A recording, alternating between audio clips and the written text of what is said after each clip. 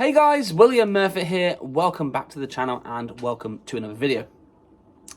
Today I am going to pick up where I left off in the previous video with regards to the E5 fueling and hopefully resolve my fuel leaks. Let's get stuck in. So this is the second take I've done of trying to film this. The first one I waffled on for far too long. So let's try and reduce the time I waffle and get stuck in and get the car fixed. So in a nutshell, the previous video explained obviously I was having these ongoing issues with fuel leaks and fuel hoses needing replacement due to them basically wearing out. So I'm today going to be replacing them with this new ethanol fuel compliant hose. I just want to say a massive thank you to everyone who commented on the previous video. I shared that video to lots of social media groups, and thank you to everyone who commented there. I learned a lot, and actually probably learned a lot more than I was expecting to learn, and had some really good conversations with some friends with regards to the fuel as well. So I've been recommended some fuel. One of the first comments on the video was from a Mr. Adam Campion, good friend of mine. Head over, check out his channel. This weekend he is at Street Wars, so he's drag racing his Vauxhall powered Mini. Very, very cool. Check him out. So yeah, he recommended I get this fuel hose. So the little white markings on the side have got a fuel compliance rating, which is SAE J30R9. They do an R6 as well. I don't quite know what the difference between the two, and I'm not going to make things up. So all I know is this stuff here is compatible with the ethanol fuel. The previous hose I bought was not. Even though it was sold to me as being compliant. Basically, I bought 25 meters of fuel hose, so because I had a couple of cars that wanted replacement fuel pipes due to various reasons, mostly because they were leaking. I bought the hose with it being sold as compliant ethanol or ethanol compliant.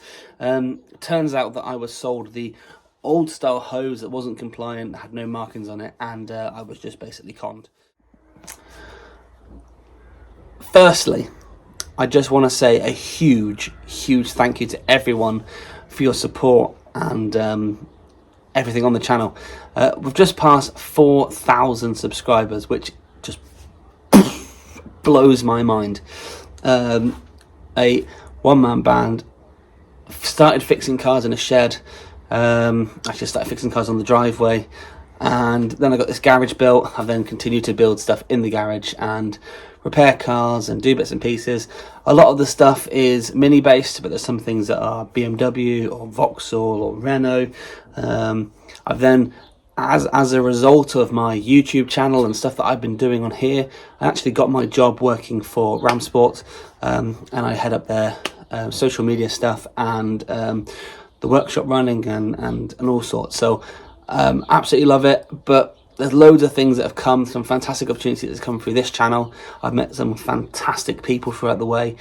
The other YouTubers in the community have been amazing and helped to grow the channel. I've made some fantastic friends, and I just want to say thank you to everybody. It's been an absolute blast, and yeah, thoroughly have enjoyed most steps of the way. There's been times that have been challenging. I won't lie, but I think we've resolved a lot of issues, and yeah, I can just get on and enjoy things and enjoy sort of doing what I do. I have some goals I've set myself now to try and get jobs done. I need to sell some bits and pieces, so I'm probably going to do a video, a bit of walk around of all the stuff that I've got and start seeing things popping up on social media I have listed for sale. I need to clear a load of stuff, try and get a bit of money coming in, and I have some big goals for ideas of things I want to do going forward. Maybe not all Mini based, but yeah, ultimately my ultimate goal is to own a Ferrari, and now's the time to start saving and putting plans together to make that goal a reality. Anyway, less of that can come in a later video. Just a huge thank you to everyone for your support. 4,000 subscribers, absolutely blown away over the moon. Let's continue growing this channel. Please comment down below, your thoughts and how long you've been here for and what brought you to the channel. Be really appreciated. Hit that thumbs up button down here too, and if you haven't done so already, please consider becoming a subscriber to the channel. It yeah, it really, really, really means so much to me how much support you guys are giving me. Anyway, waffling once more. Thank you, thank you, thank you, and let's get this car fixed so we can go out tomorrow.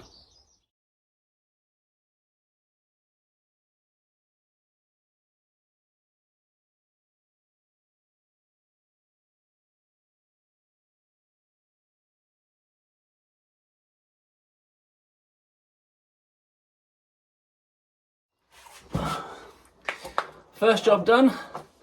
I've got the fuel hose that goes from the tank onto the pipe disconnected, the pipe and the hose disconnected, and it's draining into a bucket. I'm going to take the fuel cap off and hopefully release the pressure, and in theory it all should flood through.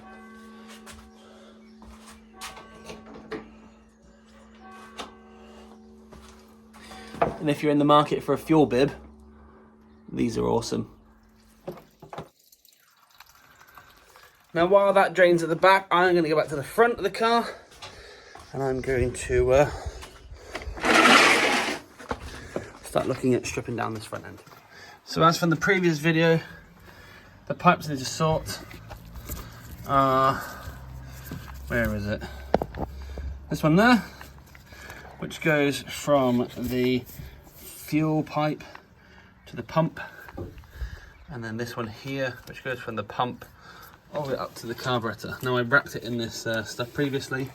I don't particularly need to do that, so I'm just going to get that sorted.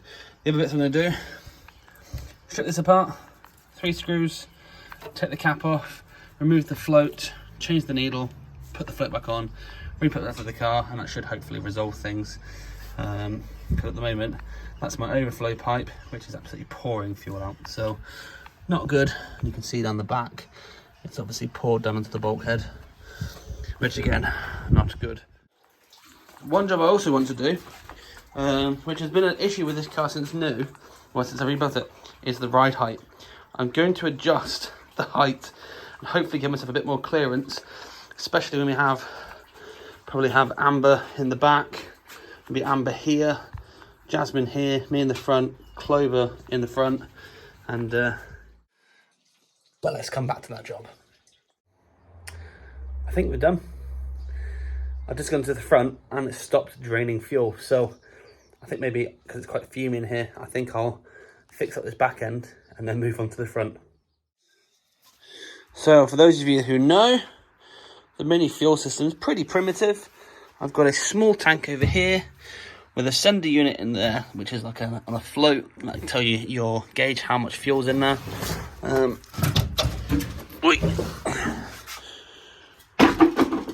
One spare wheel. My battery's in the boot as well. Even got some fuel. And then that pipe you can see, which comes from the floor to the tank, that is my fuel pipe.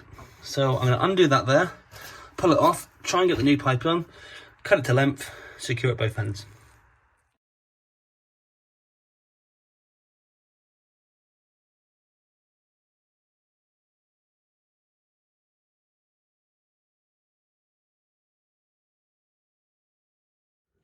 Well, that was harder than I thought. So the pipe is in. Now when I did this last time, I took the tank out, which probably would have been easier. But as you can see, new pipe's fitted. Time to go underneath, put a new Jubilee on. And then that back end is pretty much done, so I can move to the front. The fuel pipe's done from the tank to the pipe. And lower the car down now and adjust to replace the fronts. I have adjusted this ride height this side. I can't get that side because of the battery box, but let's lower the car down and see where we are. In fact, I'm gonna go up first, take that stand out.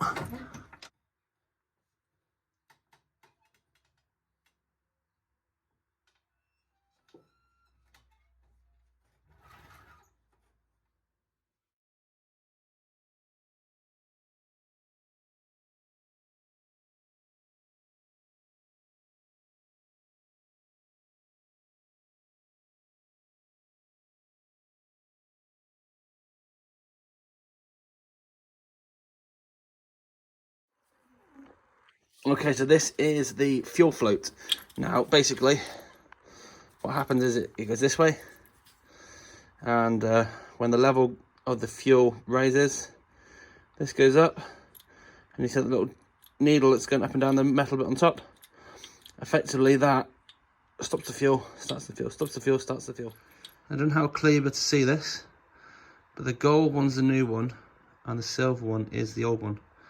And towards the tip of the silver one, there is a little ring, where it's obviously been sat for a period of time, and just chewed into that ring.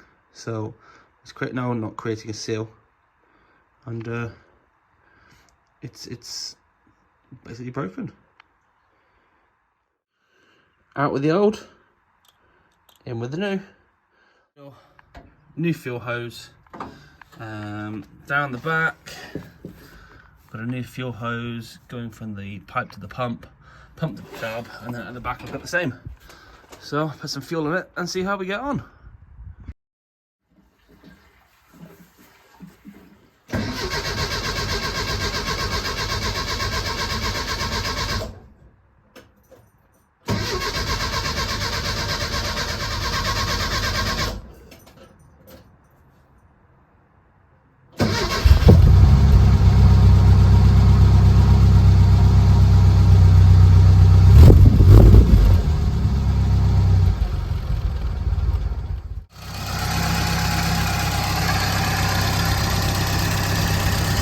Good.